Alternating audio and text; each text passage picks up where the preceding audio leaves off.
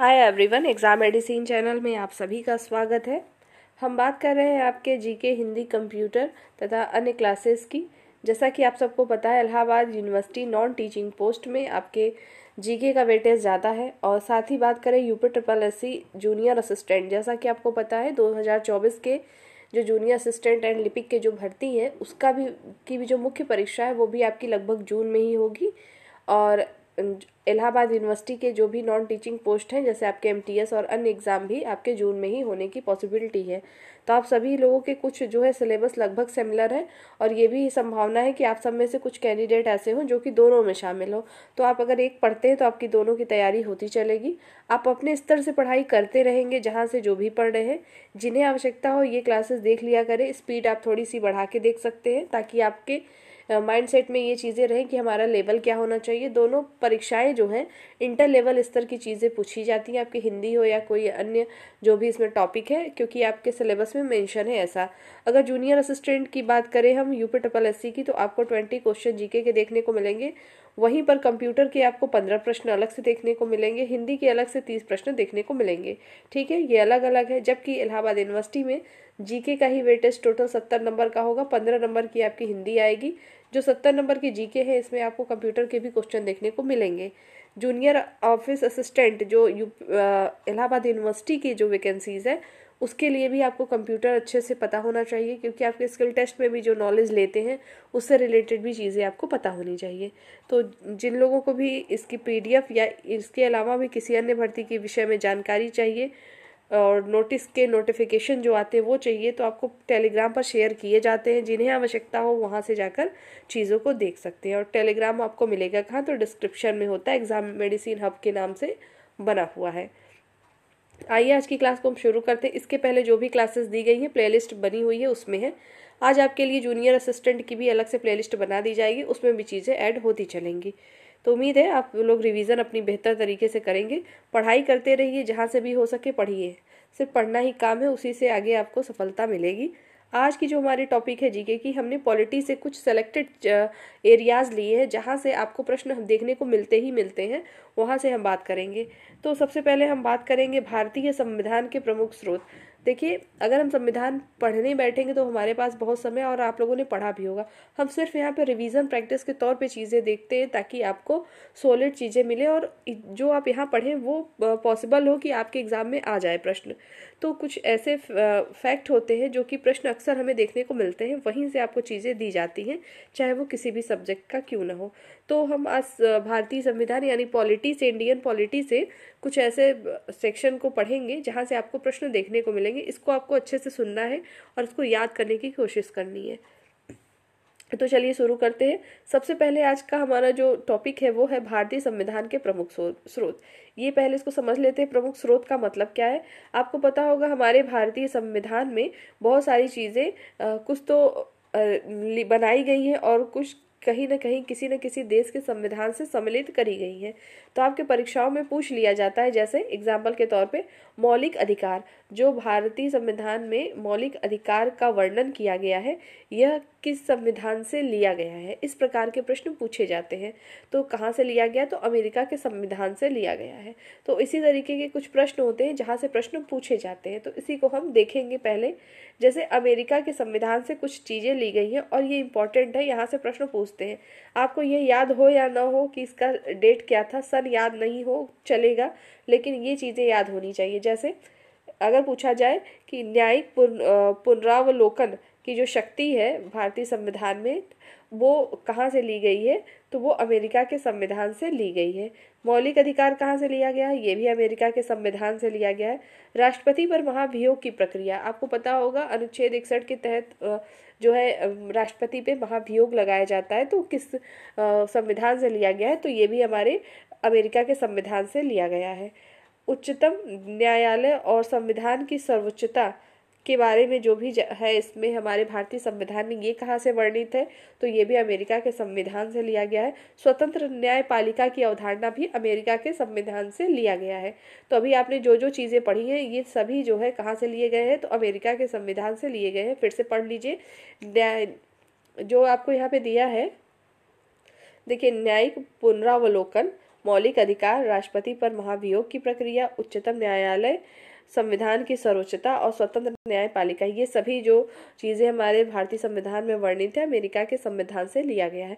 Most important है, इसको याद कर लेंगे आप, ठीक है। और न्यायिक पुनरावलोकन क्या होता है ये आपको पता होगा कि जैसे मान लीजिए सुप्रीम कोर्ट ने कोई चीज़ें पहले शुरू में ऐसा नहीं था, बाद में इसको लिया गया है। जैसे कि किसी चीज़ पे कोई डिसीजन दे दिया गया, कोई फैसला आ गया, तो पहले क्या था, उस पर विचार दोबारा नहीं होता था, लेकिन यहाँ पे किया जा सकता है, वही चीज़ है। बाकी चीज़ें आप संविधान के अनुच्छेद अभी आपको बताएंगे, वहाँ से आपको समझ में आएंगे। और देखिए, अगर हम संविधान पढ़ने बैठेंगे तो बहुत सारे अनुच्छेद हमें हैं, लेकिन सभी आपको याद नहीं करने हैं, कुछ फिक्स हैं जो कि आपके सिर्फ एग्जाम के स्तर को टच करते हैं, उतना आपको याद कर लेना है। आइए आगे बढ़ते हैं। कनाडा के संविधान से क्या क्या लिया गया है इसको देखते हैं। देखिए, जो संघात्मक व्यवस्था है और अवशिष्ट शक्तियां हैं, पूछा जाता है कि भारतीय संविधान में अवशिष्ट शक्तियां कहाँ से ली गई हैं, तो कनाडा के संविधान से ली गई हैं। और संघात्मक व्यवस्था भी जो है कनाडा के संविधान से लिया गया है। नेक्स्ट है, आयरलैंड के संविधान से क्या लिया गया है, तो राज्य के नीति निर्देशक तत्व जो है ये कहाँ से लिए गए हैं, ये हमारे लिए गए हैं आयरलैंड के संविधान। मोस्ट इंपॉर्टेंट है, ये कई बार प्रश्न जो है पेपर में पूछे गए हैं। राष्ट्रपति के निर्वाचन की जो रीति है, मतलब राष्ट्रपति का निर्वाचन किस प्रकार से हो, किस पद्धति से हो, ये कहाँ से लिया गया है, ये भी आयरलैंड से लिया गया है। नेक्स्ट है, ब्रिटिश संविधान से क्या क्या चीज़ें ली गई हैं हमारे भारतीय संविधान में, तो संसदीय शासन व्यवस्था ली गई है, विधि निर्माण की प्रक्रिया, एकल नागरिकता। आपको पता है कि भारत में क्या है, एकल नागरिकता है। एकल नागरिकता का मतलब समझ रहे होंगे कि जितने लोग हैं उनकी पर्टिकुलर सिर्फ एक नागरिकता है कि वो भारत के हैं, ना कि किसी स्टेट के अलग हैं और फिर भारत के हैं, ठीक है। तो एकल नागरिकता का कहाँ से लिया गया है, तो ये ब्रिटिश के संविधान से लिया गया है। नेक्स्ट है, राष्ट्रपति की संवैधानिक स्थिति जो होती है वो भी ब्रिटिश संविधान से लिया गया है। नेक्स्ट है, पश्चिम जर्मनी का संविधान, यहाँ से क्या लिया गया है, तो आपातकाल का उपबंध। आपातकाल की घोषणा राष्ट्रपति के द्वारा की जाती है, आपने पढ़ा होगा। तो ये चीज़ें कहाँ से ली गई हैं, तो पश्चिमी जर्मनी का संविधान से ली गई हैं। दक्षिण अफ्रीका से क्या क्या ग्रहण किया गया है हमारे भारतीय संविधान में, तो संविधान संशोधन की पद्धति, जो हमारे संविधान में संशोधन हुआ करते हैं, आप अक्सर सुनते हैं, जैसे जम्मू कश्मीर में भी जो 370 था उसके लिए संशोधन किए गए और विभिन्न संशोधन किए जाते हैं, तो वो सब कहाँ से होते हैं, वो हमारे भारतीय संविधान में वर्णित है। और वो लिया कहाँ से गया है, तो ये लिया गया है दक्षिण अफ्रीका के संविधान से। सोवियत संघ का संविधान से क्या लिया गया है, तो मौलिक कर्तव्य। मौलिक कर्तव्य कहाँ से लिया गया है, सोवियत संघ के संविधान से ग्रहण किया गया है भारतीय संविधान में। नेक्स्ट है, फ्रांसीसी संविधान से क्या लिया गया है, तो गणतंत्रात्मक शासन व्यवस्था ली गई है। ऑस्ट्रेलिया के संविधान से क्या है, प्रस्तावना, समवर्ती सूची, शक्ति का विभाजन। केंद्र और राज्यों में जो शक्ति का विभाजन है वो समवर्ती सूची और जो है प्रस्तावना, ये सभी ऑस्ट्रेलिया के संविधान से लिए गए हैं। और अनुच्छेद का प्रावधान, जो अनुच्छेद हमारे हैं उसका प्रावधान कहाँ से है, तो जापान से इसका प्रावधान लिया गया। जापान से नहीं, जापान के संविधान से। तो अभी हमने कुछ देशों के चीज़ें देखी कि वहाँ के संविधान से हमारे भारतीय संविधान में चीज़ों को ग्रहण किया गया है। इसको आप अच्छे से याद रखेंगे, यहाँ से प्रश्न मोस्टली बनते हैं, ठीक है। फिर से देख लीजिए एक बार, अमेरिका का संविधान से क्या क्या लिया गया है, तो न्यायिक पुनरावलोकन, मौलिक अधिकार, राष्ट्रपति पर महाभियोग की प्रक्रिया, उच्चतम न्यायालय, संविधान की सर्वोच्चता, स्वतंत्र न्यायपालिका। और कनाडा के संविधान से क्या क्या लिया गया है, तो संघात्मक व्यवस्था और अवशिष्ट शक्तियाँ।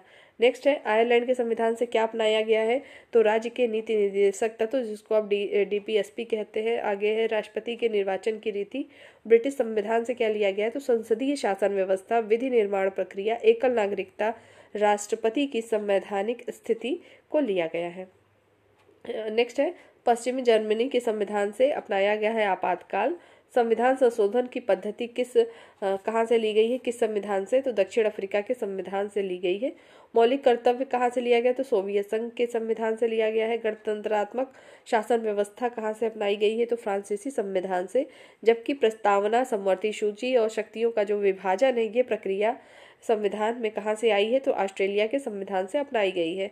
और अनुच्छेद का जो प्रावधान है ये जापान के संविधान से लिया गया है। तो ये चीज़ें इंपॉर्टेंट रही। ये था पहला टॉपिक। अब नेक्स्ट टॉपिक पे आइए, हम यहाँ पे देखेंगे भारतीय संविधान की अनुसूचियाँ। आपको पता होना चाहिए कि जो भारतीय संविधान है, अनुच्छेद अगर हम बात करें तो आपको 395 से भी ज़्यादा मिलते हैं, लगभग 400 से एवं। वो कैसे हो जाते हैं, क्योंकि जैसे कि मान लीजिए कोई अनुच्छेद है, ठीक है, आप जैसे अनुच्छेद में अनुच्छेद मान लीजिए 9 पढ़ते हैं, फिर उसमें 9A हिंदी में देखेंगे तो क ख इस तरह से डिवाइड होते हैं, तो उसके उप अनुच्छेद होते हैं। तो उसको जब हम ऐड करते जाएंगे तो अनुच्छेद हमारे बढ़ते रहते हैं, और समय समय पे जो संशोधन होते हैं उसी में संशोधित किए जाते हैं। मान लीजिए कोई अनुच्छेद कोई भी मान लीजिए 10 है, फिर उसमें अगर कोई संशोधन की संभावना होती है आगे भविष्य में, तो 10 है तो 10 क हो जाएगा, ख हो जाएगा, इस तरीके से बढ़ते रहेंगे। तो उप अनुच्छेद जो होंगे वो बढ़ते रहेंगे, तो अनुच्छेदों की संख्या बढ़ जाती है। उसी प्रकार से हम बात करें अनुसूचियों की, तो अभी हम बात करें प्रेजेंट टाइम में कितनी अनुसूचियां हैं, तो कितनी है हमारी 12 अनुसूचियां हैं, जो कि इम्पोर्टेंट होगी आपके लिए। इसको हमें देख लेना है कि सभी अनुसूचियों में क्या क्या बातें कही गई हैं, यहाँ से भी प्रश्न बनते हैं। तो शुरू करते हैं। सबसे पहला है पहली अनुसूची। ठीक है, पहली अनुसूची में क्या बातें हैं, तो संघ एवं राज्य का उल्लेख किया गया है। संघ और राज्य के उल्लेख किस में है, किस अनुसूची में है, तो याद रखेंगे पहली अनुसूची में है। नेक्स्ट है दूसरी अनुसूची में क्या क्या चीज़ें हैं, तो दूसरी अनुसूची में है राष्ट्रपति, उपराष्ट्रपति, राज्यपाल, लोकसभा, विधानसभा, उच्चतम न्यायालय, उच्च न्यायालय के वेतन। मतलब पहले में क्या बताया गया है कि संघ एवं राज्य का उल्लेख किया गया है। उसके बाद क्या बताया गया है दूसरी अनुसूची में कि जो हमारे उच्च पदाधिकारी हैं, जैसे राष्ट्रपति, उपराष्ट्रपति, राज्यपाल, लोकसभा, विधानसभा, उच्चतम न्यायालय और उच्च न्यायालय के जो वेतन भत्ते मिलते हैं, ये सभी के बारे में किसमें है, तो अनुसूची दूसरे में बताया गया। अनुसूची 3 किससे संबंधित है या उसमें क्या क्या चीज़ें बताई गई हैं उसको देखते हैं। अनुसूची 3 में दिया गया है कि व्यवस्थापिका के सदस्य, मंत्री, राष्ट्रपति, उपराष्ट्रपति, न्यायाधीशों के लिए शपथ लिए जाने वाली प्रतिज्ञा का प्रारूप है। मतलब कि जो हमारे उच्च पदाधिकारी होते हैं उनको जो शपथ दिलाई जाती है, शपथ ग्रहण किस प्रकार से हो, ये सारे प्रारूप किस में है, तो अनुसूची 3 में है। आगे बात करते हैं अनुसूची 4 में क्या है, तो राज्यसभा में विभिन्न राज्यों एवं केंद्र शासित प्रदेशों में स्थानों के आवंटन का उल्लेख किया गया है। तो चौथी अनुसूची किससे संबंधित है, तो राज्यसभा के विभिन्न राज्यों एवं केंद्र शासित मतलब यूटी में जो है सीटों का जो आवंटन है उसके विषय में बताया गया है अनुसूची 4 में। अगर आप इसको ऐसे याद रखना चाहें ट्रिक के नज़रिए से थोड़ा, तो ऐसे याद रख सकते हैं कि जो पहली अनुसूची है सबसे पहले क्या बताया गया, एरिया बता दिया गया कि संघ का क्या है, राज्य का क्या है, उल्लेख किया गया। सेकंड में आएंगे तो पहले पदाधिकारी हैं, तो पहले उन्होंने क्या कहा, उनको वेतन के बारे में बताइए। सबकी प्रायिकता, आप भी जब कहीं वैकेंसीज आती है सबसे पहले देखते हैं इसकी सैलरी क्या है, तो वैसे ही इसको याद रखेंगे। दूसरे में पहले सैलरी की बात की गई है, जब इनको सैलरी का पता चला तब फिर क्या हो गया, तब उसके बाद शपथ की बात आएगी। ठीक, सिर्फ यह याद करने के लिए आपको बताया जा रहा है, बाकी आप किसी भी तरीके से याद रखिए। आगे देखते हैं पांचवी अनुसूची में क्या चीज़ें बताई गई हैं। पांचवी अनुसूची की बात करें तो इसमें है अनुसूचित क्षेत्रों और अनुसूचित जनजाति के प्रशासन के विषय में बताया गया है। मोस्ट इंपॉर्टेंट है, ये प्रश्न अक्सर पूछे जाते हैं, याद रखेंगे। अगला देखिए छठी अनुसूची में क्या वर्णित है, तो असम, मेघालय, त्रिपुरा, मिजोरम में जनजातीय क्षेत्र के प्रशासन के विषय में सबसे संबंधित है। ये आपके जो 7 सिस्टर्स हैं उसमें कौन कौन से हैं, असम, मेघालय, त्रिपुरा और मिजोरम। ठीक है, पूर्वोत्तर राज्य हमारे, तो इनके जनजातीय क्षेत्र के विषय में कहाँ पे उल्लेखित है, तो छठवीं अनुसूची में उल्लेखित है। आगे बात करें सातवीं अनुसूची में क्या क्या है, तो संघ, राज्य तथा समवर्ती सूची के विषय में इसमें वर्णित है। और आठवीं अनुसूची में है भारत के 22 भाषाओं को उल्लेख किया गया। आपको पता होगा कि पूरी कितनी भाषाएं हैं, 22 जो है भाषाएं हैं भारत की, उसका उल्लेख आठवीं अनुसूची में किया गया है। नेक्स्ट है नौवीं अनुसूची में क्या है, तो भूमि सुधार संबंधी अधिनियम है। 10वीं अनुसूची में क्या है, तो दल बदल निरोध उपबंध है। 10वीं से याद रखेंगे, 10 से दल बदल, तो याद रखिएगा दल बदल निरोधक जो है उपबंध इसमें है। 11वीं अनुसूची किससे संबंधित है, तो पंचायती राज से संबंधित है। और 12वीं अनुसूची किससे संबंधित है, तो नगर पालिका से संबंधित है। तो हमने यहाँ पे टोटल 12 अनुसूचियाँ देख ली हैं। इसे आप अच्छे से 1-2 बार रिवीजन करिएगा, तब आपको याद होंगी। जो लोग पहली बार इसे देख रहे होंगे, हो सकता है आपको एक बार ना समझ में आए, 2 बार ना आए, लेकिन इसको 1 से 2 बार पढ़िए, आपको चीज़ें समझ में आएंगी। जो ऑलरेडी पहले से जानते हैं उनको सिर्फ रिवीजन की ज़रूरत है। जो पहले से पढ़ता आता है उसको याद सब कुछ रहता है, प्रॉब्लम ये होती है एग्ज़ाम में भूल जाने की, इसलिए क्योंकि रिवीजन नहीं होता। तो पढ़ना नहीं है, ज़्यादा से ज़्यादा रिवीजन शुरू करना है आपको। आइए अगले टॉपिक पे इसी पे चलते हैं, पॉलिटी के। अब हम यहाँ देखेंगे भारतीय संविधान के प्रमुख भाग। देखिए अगर हम पूरे अभी प्रेजेंट टाइम में बात करें कि कितने जो है भाग हैं, तो भारतीय संविधान में कुल 22 भाग हैं, लेकिन अगर हम उपभाग को भी जोड़ देते हैं तो 25 भाग हो जाते हैं। ठीक है, आपने ये पढ़ा होगा, जैसे कि भाग 4 है तो भाग 4 का भाग 4 क भी है, उस सब को जोड़ेंगे तो 25 हो जाएगा। ऐसे मूल रूप से सिर्फ 22 हैं। तो आपको याद क्या रखना है कि 12 अनुसूची 22 भाग। ठीक है, आगे देखते हैं आइए इसमें। और इसके सभी भाग को हमें नहीं याद करना है। जब आप पीसीएस की परीक्षा दे रहे हो, आरओ की परीक्षा, समीक्षा यूपीपीएससी से दे रहे हो, तो आपको वहाँ पे हर एक चीज़ की रिक्वायरमेंट होती है कि आपको हर एक चीज़ की नॉलेज डीपली पता हो। लेकिन जो अभी हम जिस एग्ज़ाम की अभी प्रैक्टिस रिवीजन कर रहे हैं उसके लिए इतना सफिशियंट है, इतना आपको याद होना ही चाहिए। आइए देखते हैं। तो हम पहले भाग 1 की बात करेंगे, जो इम्पोर्टेंट है वो आपको देखते चलना है। देखिए भाग 1 में क्या है, संघ और राज्य क्षेत्र के विषय में बताया गया है। अभी हमने जब अनुसूची 1 देखी थी तो उसमें क्या था, उसमें यही था ना कि संघ और राज्य क्षेत्र का उल्लेख किया गया था। तो दोनों को लिंक करके याद करेंगे। और यहाँ अनुच्छेद 1 से 4 क्यों लिखा है, वो इसलिए लिखा है कि जो भाग 1 है, जितने हमारे भाग हैं 1 से लेके 22 तक बात करें, सब में अनुच्छेदों का विवरण भी है कि कितने अनुच्छेद से कितनी तक की बातें किस भाग में बताई गई हैं। तो जो इम्पोर्टेंट है वो आपको याद रखना है। तो अगर पूछा जाए अनुच्छेद 1 से 4 जो है किससे संबंधित है, और 1 से 4 लगभग नॉर्मल कैंडिडेट को लगभग आपको 52 से 55 अनुच्छेद जो होते हैं शुरू से लेके उतना याद होना चाहिए। बाकी आप याद नहीं भी रखते हैं, उसके बाद इंपॉर्टेंट चीज़ें याद रखेंगे तो भी चल जाता है। तो भाग 1 में बात करें तो संघ और राज्य क्षेत्र के विषय में है। तो भाग 1 कहाँ से कहाँ तक है, तो अनुच्छेद 1 से 4 तक है। आगे बात करें भाग 2, तो ये नागरिकता से संबंधित है। अनुच्छेद 5 से 11 पूछा जाता है ऐसे कि अनुच्छेद 5 से 11 किससे संबंधित है, देगा मौलिक अधिकार, नीति निर्देशक तत्व, मूल कर्तव्य, नागरिकता। तो आपको पता होना चाहिए कि नागरिकता से संबंधित है। और अनुच्छेद 5 से 11 किस भाग से संबंधित है ये भी पता होना चाहिए, तो भाग 2 से संबंधित है। इसको अच्छे से याद करिएगा। ठीक है, आगे देखेंगे भाग 3 के विषय में जान लीजिए। भाग 3 में क्या वर्णित है, तो मौलिक अधिकार के बारे में है। मौलिक अधिकार का अनुच्छेद कहाँ से कहाँ तक है, तो अनुच्छेद 12 से 35 मोस्ट इम्पॉर्टेंट है, ये सभी मोस्ट इम्पॉर्टेंट है। भाग 4 में क्या है, तो नीति निर्देशक तत्व है, अनुच्छेद 36 से 51 है। जब ये 12 से 35 था और भाग 3 तक, तो भाग 4 जब हमारा शुरू होगा तो 36 से शुरू होगा। तो उसमें है क्या, नीति निर्देशक तत्व है, कहाँ तक रहेंगे, तो 36 से 51। अब 51 हो गया है, तो चूंकि भाग 4 का क भी है, इसको बाद में जोड़ा गया। मैंने शुरू में बताया आपको कि जो उप अनुच्छेद या उपभाग होते हैं, जहाँ कहीं पर भी आपको अलग से दिखाई दे, जैसे 1 2 3 4 है, उसके अलावा जैसे 4 क, 4 ख या 4th A 4th B, ऐसे ये सभी बाद में जोड़े जाते हैं। तो मूल कर्तव्य पहले हमारे मूल संविधान में नहीं था, बाद में इसको जोड़ा गया है। तो ये इसको भाग 4 क में जोड़ दिया गया और अनुच्छेद क्या है, 51 क है। ठीक है, याद रखेंगे। अगला है भाग 8 में क्या, अब भाग 5 6 7 ये सब क्यों नहीं यहाँ मेंशन है, क्योंकि आपके एग्जाम की दृष्टि से जो इम्पोर्टेंट है वो लिखा है, इसलिए अगर आपको ज़्यादा पढ़ने की इच्छा होगी तो वो डिटेल्ड आपको और भी मिलेगा, आप उसे पढ़ लीजिएगा। आगे देखते हैं भाग 8 की बात करें तो इसमें केंद्र शासित प्रदेशों के प्रशासन के विषय में बताया गया है। नेक्स्ट है भाग 15। भाग 15 में क्या है, तो निर्वाचन के विषय में है, ये अनुच्छेद 324 से 329 तक है। नेक्स्ट है भाग 17, मोस्ट इम्पॉर्टेंट, हमेशा परीक्षा में पूछे जाता है। राजभाषा किस भाग से संबंधित है, भाग 17, अनुच्छेद 343 से 351। भाग 18, आपात उपबंध, अभी हमने ऊपर पढ़ा था आपात उपबंध कि बताइएगा अगर आपको याद हो गया हो, तो आपात उपबंध जो है ये प्रक्रिया जो है कहाँ से ली गई है, किस देश के संविधान से ग्रहण की गई है, मैंने अभी ऊपर ही आपको पढ़ाया था। आइए आगे देखिए, भाग 18 का अनुच्छेद क्या है, तो 352 से 360। भाग 20 में क्या है, तो संविधान संशोधन की प्रक्रिया, मोस्ट इम्पॉर्टेंट, याद रखेंगे।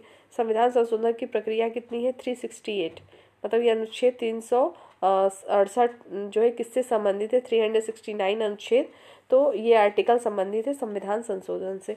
देखिए जितना आपको दिया जा रहा है ये खुद में ही शॉर्ट है, अब इसको भी और शॉर्ट करके आपको नहीं याद करना है कि हम ये छोड़ दें इतना पढ़ लें, इसको तो पूरा याद करना ही करना है आपको। अगले पार्ट में हम देखते हैं अब हम यहाँ पे महत्वपूर्ण अनुच्छेद को देखेंगे। अभी आपको यहाँ महत्वपूर्ण अनुच्छेद दे रहे हैं, बाद में आपको जब क्वेश्चन की सीरीज कराएंगे तो वहाँ पर भी आपको अनुच्छेद कुछ मिलेंगे जो कि रिपीटेड होंगे और एग्जाम में पूछे गए होंगे। हम यहाँ पर इंपॉर्टेंट अनुच्छेद को देखते चलेंगे। ठीक है, आइए देखते हैं। अनुच्छेद जैसा कि मैंने आपको बताया है तो बहुत, लेकिन सब तो याद किया नहीं जा सकता, तो जो इम्पोर्टेंट है उसे पढ़िए। अनुच्छेद 1 जो है उसमें क्या है, तो संघ का नाम और राज्य क्षेत्र के विषय में बताया गया है। अनुच्छेद 2 किससे संबंधित है, तो नए राज्यों का प्रवेश और स्थापना से संबंधित है। देखिए एक में क्या है, संघ का नाम और राज्य क्षेत्र, उसके बाद नए राज्यों का प्रवेश, जैसे आप सुनते होंगे नए राज्य बनाए जो जा रहे हैं, उसमें जो स्थापना और प्रवेश होता है उनका, वो अनुच्छेद 2 में है। अनुच्छेद 12 से 35 मूल अधिकार, अभी हमने ऊपर पढ़ा था मूल अधिकार, ठीक है। उसके बाद आपने यहाँ पे पढ़ा था जस्ट ऊपर, अभी आपको बताया गया था। अगर यहाँ पर हम बात करें मूल अधिकार की, ये देखिए मौलिक अधिकार, वही मूल अधिकार भाग 3 में है 12 से 35। तो आपको भाग अगर यहाँ पर याद है 12 से 35, तो वही चीज़ नीचे अलग से लिखी गई है कि अनुच्छेद जो है 12 से 35 किससे संबंधित है, तो मूल अधिकार से। अनुच्छेद 14 विधि के समक्ष समानता, इम्पॉर्टेंट है, इसको अलग से भी अभी आपको एक टॉपिक के रूप में जितने हैं इसमें बता दिए जाएंगे। अनुच्छेद 17 अस्पृश्यता का अंत, मतलब छुआछूत का अंत, अनुच्छेद 17 संबंधित है। अनुच्छेद 19(1) या 19 क पूछा जाए तो वो प्रेस की स्वतंत्रता है, मतलब मीडिया की जो स्वतंत्रता है उससे संबंधित है। अनुच्छेद 21 प्राण एवं दैहिक स्वतंत्रता है। नेक्स्ट है अनुच्छेद 23 बाल श्रम निषेध और अनुच्छेद 24 बाल श्रम निषेध है। तो इसको ध्यान रखेंगे, दोनों इम्पॉर्टेंट है, मोस्ट इम्पॉर्टेंट है। ठीक है, आगे देखेंगे। अनुच्छेद 36 से 51 राज्य के नीति निर्देशक तत्व से संबंधित है। अनुच्छेद 40 किससे संबंधित है, तो ग्राम पंचायत का गठन। अनुच्छेद 21 का बच्चों के लिए निःशुल्क शिक्षा, मोस्ट इम्पॉर्टेंट है आपके एग्जाम की दृष्टि से, कि जो है बच्चों के लिए निःशुल्क शिक्षा के संविधान से से लिया गया किस अनुच्छेद में, तो 21 कम है। एक चीज़ और जान लीजिए, अक्सर आप परीक्षाओं में देखेंगे जो कि ऐसे डायरेक्ट तो अनुच्छेद पूछे ही जाते हैं, जो उप अनुच्छेद जोड़े गए रहते हैं खासतौर से बाद में, उनको ज़्यादा पूछा जाता है। ठीक है, तो इन सबको ज़्यादा अच्छे से क्लियर होकर याद करेंगे। अनुच्छेद 51 का अभी हमने ऊपर पढ़ा था, भाग 4 क में जोड़ा गया था। ठीक है, तो मूल कर्तव्य किस भाग से संबंधित है, तो 4 क से संबंधित है। अगला देखिए, अनुच्छेद 52 जो है भारत के राष्ट्रपति से संबंधित है। अनुच्छेद 54 में क्या है, राष्ट्रपति का निर्वाचन कैसे हो उसके विषय में है। अनुच्छेद 61 किससे संबंधित है, तो राष्ट्रपति के महाभियोग से। आप बताएंगे कमेंट सेक्शन में कि राष्ट्रपति पर महाभियोग की जो प्रक्रिया है वो किस देश के संविधान से अपनाई गई है। अगला देखेंगे, अनुच्छेद 72 राष्ट्रपति को क्षमादान की शक्ति। आगे देखिए, ये क्षमादान की शक्ति आपको पता ही होगा कि क्या है, कि राष्ट्रपति जिसको चाहे, मतलब कुछ रूल्स हैं उसके अकॉर्डिंग चाहे तो सिर्फ राष्ट्रपति ही हैं जो कि क्षमा दान कर सकते हैं। करने को तो राज्यपाल भी कर सकते हैं, लेकिन मृत्युदंड की अगर क्षमा की बात करें तो केवल राष्ट्रपति कर सकते हैं। वो भी क्षमा का मतलब ऐसा नहीं कि छोड़ दिया, जैसे किसी को उम्र कैद है तो उसकी सज़ा को कम करना, अगर मृत्युदंड मिला है तो उसकी सज़ा को उम्र कैद में कन्वर्ट कर देना, इस तरीके की चीज़ें होती हैं। वो सिर्फ शक्ति राष्ट्रपति के पास है, और अगर स्टेट की बात करें तो राज्यपाल को होती है, लेकिन मृत्युदंड के लिए माफ़ करने या क्षमा करने की शक्ति राज्यपाल को भी नहीं होती, उस केवल राष्ट्रपति को होती है। और राष्ट्रपति आपको पता है वो कैसे काम करेंगे, अपने मन के तो होते नहीं है, बाकी प्रधानमंत्री पर ही होता है, लेकिन अगर लीड की बात करें तो राष्ट्रपति का ही नाम आएगा। आइए आगे देखते हैं। अनुच्छेद 72 की बात करें तो राष्ट्रपति को क्षमादान की शक्ति। अनुच्छेद 75 में क्या है, प्रधानमंत्री की नियुक्ति के विषय में है। जैसा कि आपको पता है चुनाव आ ही रहे हैं, और फिर से हमारे पीएम देखिए का चुनाव हो रहा है, तो उनके जो निर्वाचन या नियुक्ति की चीज़ें हैं वो किस में है, तो अनुच्छेद 75 में है। नेक्स्ट है अनुच्छेद 79 किससे संबंधित है, संसद के गठन से संबंधित है। अनुच्छेद 80 और 81, देखिए 80 राज्यसभा से, 81 लोकसभा से। याद कैसे करेंगे, देखिए राज्यसभा और लोकसभा हम अलग से आपको पढ़ा देंगे, इसके बारे में बता देंगे, लेकिन यहाँ समझिए जो राज्यसभा है हमारी वो बड़ी होती है, लोकसभा छोटी होती है। इसलिए नहीं छोटी होती है क्योंकि वहाँ मेंबर कम है, वैसे तो सबसे ज़्यादा वर्चस्व अगर देखा जाए होता तो लोकसभा का है, लेकिन जो है ये स्थायी होता है चूँकि राज्यसभा, और लोकसभा अस्थायी होती है। ठीक है, तो जो पहले बड़ा है उसको देखेंगे तो यहाँ 80 है, छोटा है, और लोकसभा में अपोजिट है 81 है। तो ऐसे याद रखने के लिए आपको बता रहे हैं, जैसे भी आप याद रख पाए याद कर लीजिएगा। अनुच्छेद 85 लोकसभा के विघटन से संबंधित है। अनुच्छेद 108 किससे संबंधित है? तो ये संसद के संयुक्त अधिवेशन से संबंधित है, इम्पॉर्टेंट है ये भी। अनुच्छेद 244 अनुसूचित और जनजाति क्षेत्रों से संबंधित है। अनुच्छेद 280 वित्त आयोग से संबंधित है। अनुच्छेद 324 निर्वाचन आयोग का उल्लेख है इसमें। इस समय आप लोग निर्वाचन आयोग के बारे में भी लगातार न्यूज़पेपर में सुन रहे हैं, याद रखिएगा 324। अनुच्छेद 330 किससे संबंधित है? तो अनुसूचित जाति और जनजाति के आरक्षण से संबंधित है। अनुच्छेद 343 संघ की राजभाषा से संबंधित है, अभी हमने ऊपर पढ़ा भी था। आगे देखते हैं, अनुच्छेद 352 आपातकाल उपबंध है। अनुच्छेद 356 किससे संबंधित है? राष्ट्रपति शासन का प्रावधान है। अनुच्छेद 360 वित्तीय संकट का प्रावधान है। अनुच्छेद 368 संविधान संशोधन की प्रक्रिया है। लास्ट के आपने ये जो देखे 352 आपातकाल का प्रावधान, 356 राष्ट्रपति शासन का प्रावधान और 360 वित्तीय संकट का प्रावधान और 368 जो है संविधान संशोधन की प्रक्रिया। मोस्ट इम्पॉर्टेंट है, इसको एकदम अच्छे से याद कर लेंगे, ठीक है। और पूछा जाता है कि वित्तीय संकट क्या कभी लागू हुआ है? 360 कभी लागू हुआ है भारत में? तो कभी नहीं, ऐसी स्थिति नहीं आई है और ऐसा नहीं आए कभी भी, तो बेहतर है। आगे देखते हैं 370 जम्मू कश्मीर को विशेष दर्जा। आपको पता होगा 370 हट गया है, लेकिन उसकी भी अभी भी कुछ चीज़ें हैं वहाँ पे लागू हैं, लेकिन अभी फिलहाल पूछा जाए किससे संबंधित तो जम्मू एंड कश्मीर आप बताएंगे, ठीक है। आगे हम इसमें देखेंगे जैसे अभी हमने आपको ऊपर बताया था समानता के अधिकार के अनुच्छेद को, तो उसी से संबंधित यहाँ पे वर्णित है कुछ चीज़ें, यहाँ से डायरेक्ट प्रश्न पूछे जाते हैं। इसको एक बारी देखिए। जैसे देखिए समानता का अधिकार कहाँ से कहाँ तक है? तो अनुच्छेद 14 से 18 तक।